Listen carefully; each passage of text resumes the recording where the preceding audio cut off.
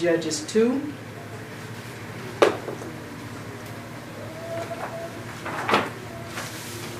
And we're going to read one verse.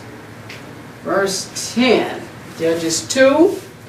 And verse 10 reads, And also all that generation were gathered unto their Abbas. And there rose another generation after them, which knew not Yahweh, nor yet the works which he had done for Israel. Now Yahweh is talking about, in the Bible, people that served Yahweh or knew him during their generations, and then there are others that did not know him in their generations. This word generation is a Hebrew word dowr, D-O-W-R. It's found at Strong's number 1755, meaning period, age, those living during a period of time. It says Judges 2 and 10, also after that generation, this is talking about the generation that knew Yahweh, were gathered unto their Abba, that is, they died, and there arose another generation after them, which did not know Yahweh, and they didn't know the works that he had done for Yisrael. Let's go to Genesis or Bereshit, the 7th chapter. So we'll see in the Bible that generations are classified by Yahweh as to whether they know Yahweh or serve him or not. He breaks them down into classes. Genesis 7 or Bereshit. And there arose another generation after them that knew not Yahweh. Yeah, just like today. Genesis 7. I'm going to read one verse. Verse 1. Genesis 7 and 1. And Yahweh said unto Noah, Come down and all thy house into the ark, for thee have I seen righteous before me in this generation. So Yahweh is talking to Noah, and this is right before he let the waters destroy the earth by a flood, all except for 8 people that were left alive. He said unto Noah, Come, you and your Bayit. He's talking about him, his wife, his 3 sons and their wives, into the ark. For thee have I seen Sadiq before me in this dower, in this generation. Okay. So Yahweh classified him as one that knew Yahweh and served him, and this saved his life. Let's go to Deuteronomy, the 1st chapter. And Yahweh's going to show us that it's a problem if we come from a generation that knew not Yahweh. That's the problem today. Deuteronomy 1. He's going to show us that it is a problem that we have to decide to overcome. Praise Yahweh, that's right. As the saying goes, mother, father, sister, brother can't do it. No, they cannot. It's one-on-one. You gotta do it for yourself. Each man, woman, for themselves. That's it. Deuteronomy 1, and we're going to start at verse 32. Deuteronomy 1, and let's read verse 32.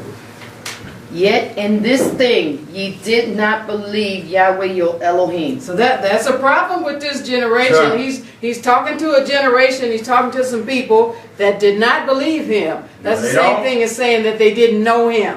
That's right. The lesson is there arose another generation which knew not Yahweh. So he's talking to some people saying, in this thing you did not believe Yahweh. Right. Your Elohim. So that's something we don't want to do. No, we don't. Verse 33. Who went in the way before you to search you out a place to pitch your tents in fire by night to show you by the way ye should go, and in the cloud by day. That's right. So Yahweh is listing the proof text that he demonstrated and he showed. So there was no legitimate justification that these people that knew not Yahweh could give. They couldn't justify not knowing him. He said he went by the way before them. He searched out a place for them to pitch their tents. He was a fire by Lael, and it says he showed them the way in a cloud by Yam or by day. No So excuse. there was a whole lot of proof. Verse 34. And Yahweh heard the voice of your words, and was wroth, and sware, saying, 35. Surely there shall not one of these men of this evil generation see that good land, which I swear to give unto your Abbas. So here Yahweh is saying, because of this generation that was knowing him not, or refused to know him or serve him, he said, I heard the voice of your word. So they were saying some things against That's Yahweh. right. He hears all, knows all. He said that he was his righteous indignation. He swore unto them, saying, surely there shall not one of these people that knew not Yahweh. And he called it a evil generation, a raw dower. See that tove or good land, which I swear to give unto your Abba. You won't see it. Verse 36. So Yahweh can promise something, and then generations that know not Yahweh gets it taken back That's from why them. he can do They it. That's don't Yahweh. He receive can do it. what he wants. Verse 36. Save Caleb, the son of Jephunneh.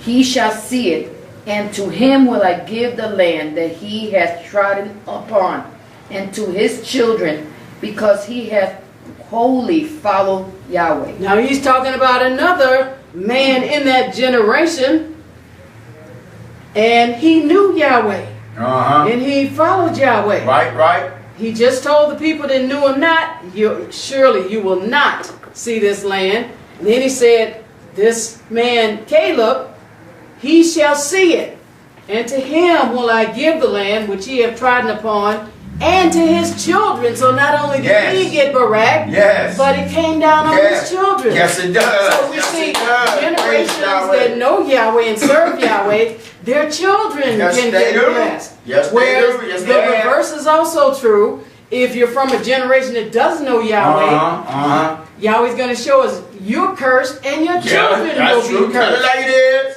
All right? He said, because he gets blessed and his children, he will see the land, because he had wholly 100% followed me. Sold out. 37. Also Yahweh was angry with me for your sake, saying, Thou also shalt not go in And here's thither. Moshe explaining to them, Yahweh was angry with him because of you. And he was saying, you won't go in either. What happened was Moshe let his emotions get the best of him. And you really can't fault the man dealing with over half a million people. Some people say it was 2.5 million when you add in the mixed multitude and the children. So, but he let his emotions get the best of him, and he said some things out of his mouth that he shouldn't have said. Verse 38. But Yahshua, the son of Nun, which standeth before thee, he shall go in thither. Encourage him, for he shall cause Yisrael to inherit it. But here's Moshe. He's also, Yahweh is telling him, then there's another one, a generation that knew me, a man that knew me, and he will go in to the land too. And then he's telling Moshe to encourage him. He's telling the people to encourage him. Because he's going to be the one that leads Israel into the land to inherit it. Verse 39. Moreover, your little ones, which ye said should be a prey, and your children, which in that day had no knowledge between good and evil, they shall go in thither, and unto them will I give it, and they shall possess it. Now this is good news for us, for those of us that came up in generations that knew not Yahweh. He's saying, moreover, he's talking to these people that knew him not, that refused to serve him. He said, your little ones, your children, which you said should be a prey, which in that yom had no yada between tov and ra, between good and evil, they shall go in thither. So they were under the age of accountability, which is 20. Said they shall go in, because they don't know the difference between good and evil. Yahweh gives them a pass. They shall go in thither, and unto them will I give it, and they shall possess it. So this is good news for those of us that came from families, from generations that didn't know Yahweh. So Yahweh will make an exception, and he does make an exception, if the children will turn to him, even though they came from generations that didn't know Yahweh. Teach it. So we have hope. Praise Yahweh. Praise Verse 40. 40? 40. Okay. But as for you, turn you and take your journey into the wilderness by the way of the Red Sea. But after you're going to wander around here until your carcass falls, because that's what they had said. Our carcass is going to fall in the wilderness. That's why Yahweh brought us out here. Well, you said it, so shall it be done. So Yahweh said. But he said, your children shall go in to possess it. Let's go to Exodus, the 20th chapter. So generations are classified as to whether they know and serve Yahweh or not. Teach it. Exodus 20. Praise the mighty Yahweh. That is the critical qualification. That's what it's all about. Whether you serve Yahweh or not. Exodus 20. Going to read one verse, verse 5.